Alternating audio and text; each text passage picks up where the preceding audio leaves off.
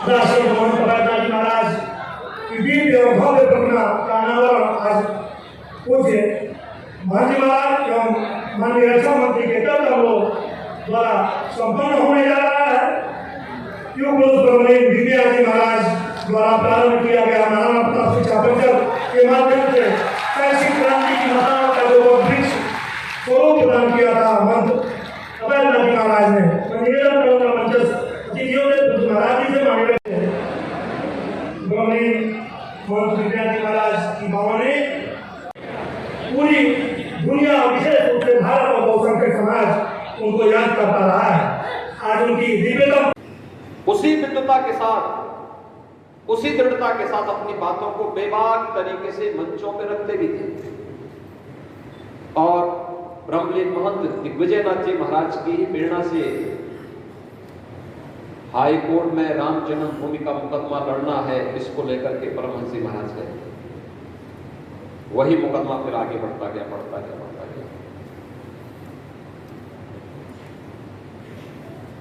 याद करिए कैसे एक से एक पीढ़ी जुड़ती गई। सभी संत पूज्य संतगण यहां पर हैं और सचमुच मैं जब अयोध्या जाता हूं पता ही नहीं लगता कि मैं गोरखपुर में या अयोध्या में, कभी नहीं पता लगता।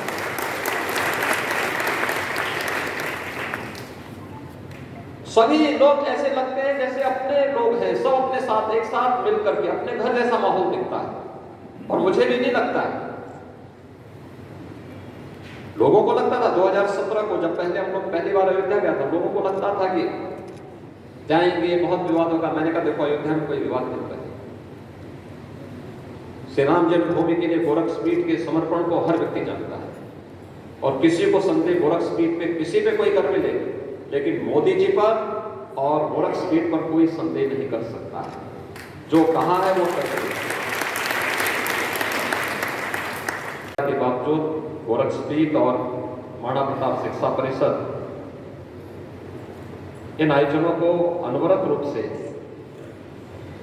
उसी भव्यता दिव्यता के साथ पूज्य संतों के सानिध्य में यहां पर आयोजित कर रहा है। यह मेरे लिए अत्यंत प्रफुल्लित करने वाला क्षण होता है, क्योंकि आज जो कुछ भी हम देख रहे हैं गोरखपीठ में या गोरखपुर में, पूज्य गुरुदेव के आशीर्वाद से, उनकी प्रेरणा से ये सब कुछ संभव हो पाया है। याद करिए गोरखपीठ जिसने आज से 50 वर्ष पहले गोरखपीठ को देखा होगा तो स्वाभाविक रूप से उनको लगा होगा कि समय के रूप गोरखपीठ ने उस प्रकार की रचना को आगे बढ़ाने में अपना योगदान दिया। खड़ा के से महंत सुरेश दास जी महाराज, बाबा मस्तनाथ पीठ रोहतक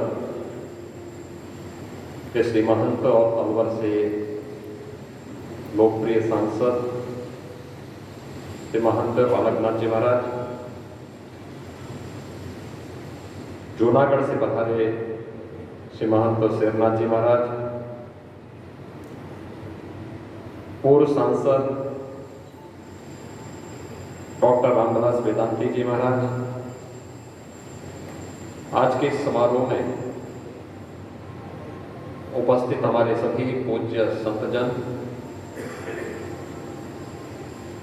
उत्तर प्रदेश सरकार में वरिष्ठ मंत्री डॉक्टर महेंद्र सिंह जी, सम्मानित जनप्रतिनिधिगण,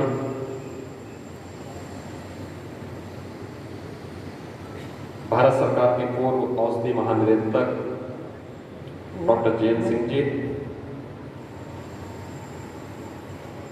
विभिन्न सामाजिक सांस्कृतिक संगठनों से जुड़े हुए पदाधिकारीगण,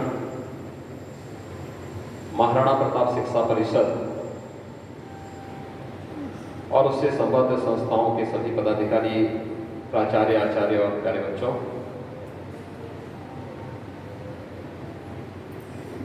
महाराणा प्रताप शिक्षा परिषद के अध्यक्ष पूर्व कुलपति प्रोफेसर उदय प्रताप सिंह जी, पूज्य गुरुदेव की आज 7वीं पुण्यतिथि है और प्रतिवर्ष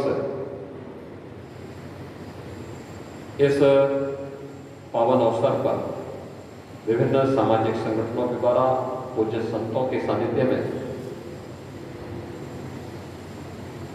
उन्हें यहाँ पर श्रद्धांजलि अर्पित की जाती है। हम सब जानते हैं कि श्रद्धांजलि का हेतु वैसे भी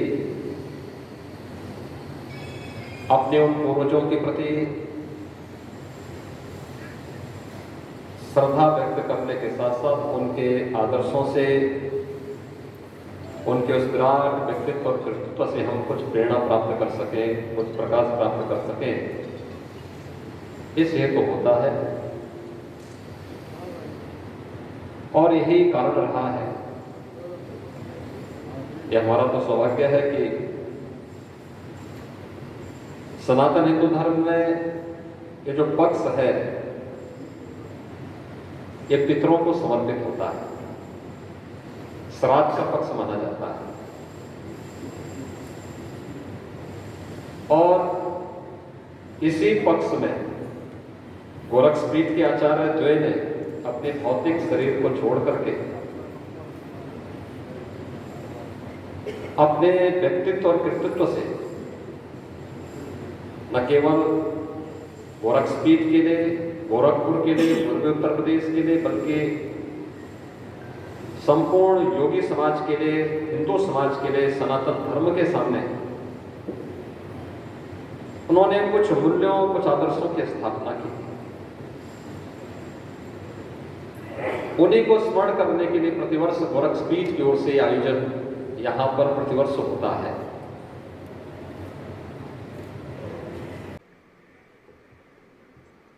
और बहनों भाइयों, मैं आपको याद दिलाना चाहता हूं, योगी जी ने भी कहा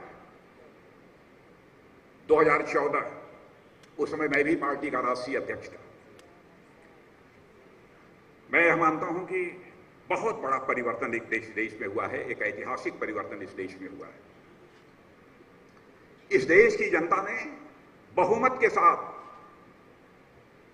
श्री नरेंद्र भाई मोदी को भारत के प्रधानमंत्री के रूप में दिल्ली में लाकर स्थापित किया है। वह एक ऐतिहासिक क्षण था। और मोदी जी के लिए सूझबूझ देखिए, 14 के बाद जब उत्तर प्रदेश का मुख्यमंत्री बनाना हुआ तो उनकी भी नजर यदि किसी पर जाकर टिकी तो गोरक्षपीठाधीश्वर योगी आदित्यनाथ जी पर याद है। यह संयोग नहीं है तो क्या है। और बहनों भाइयों, आज हमारे प्रधानमंत्री नरेंद्र भाई मोदी जी के नेतृत्व में भारत तेजी के साथ आगे बढ़ रहा है। जैसा योगी जी ने कहा है कि दुनिया के किसी भी देश से आंख मिलाकर कुव्वत भारत के अंदर पैदा हुई है। अंतर्राष्ट्रीय जगत में भारत की प्रतिष्ठा बढ़ी है, कोई सच्चाई को नकार नहीं सकता है। और दोस्तों, भारत अब यह कमजोर भारत नहीं रहा है, बल्कि भारत अब यह दुनिया का एक ताकतवर देश बन चुका है। मैंने भी प्रधानमंत्री जी से बात करके अपने सेना के जवानों को हिदायत दे दी है। पहला आक्रमण भारत की तरफ से किसी के ऊपर नहीं होगा। पहला आक्रमण भारत की तरफ से किसी पर नहीं होगा। और भारत के प्राचीन इतिहास को उठाकर कोई देख ले, भारत का यह प्राचीन इतिहास रहा है मेरे बहनों भाइयों, कि भारत ने न तो दुनिया के किसी देश पर कभी आक्रमण किया है, न तो भारत ने दुनिया की किसी देश की 1 इंच जमीन पर कभी कब्जा किया है।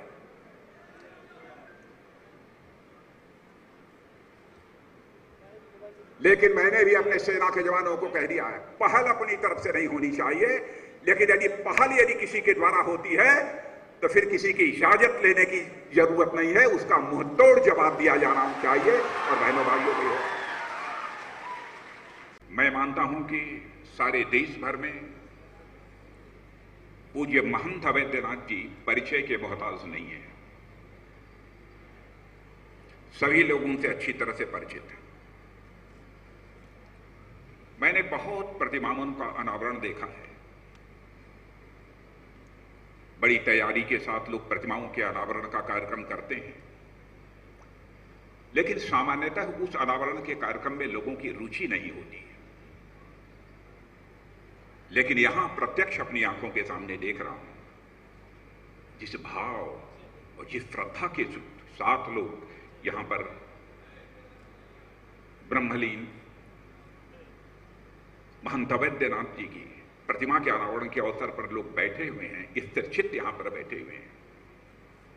यह दर्शाता है कि भारत की सनातन यानी नित्य नूतन और चिर पुरातन जो संस्कृति है उसके प्रति भी आपकी आस्था है, और साथ ही साथ आपकी नाथ संप्रदाय के प्रति आस्था है, और आप पूज्य महंत अवैधनाथ जी के प्रति भी आप सबकी आस्था है।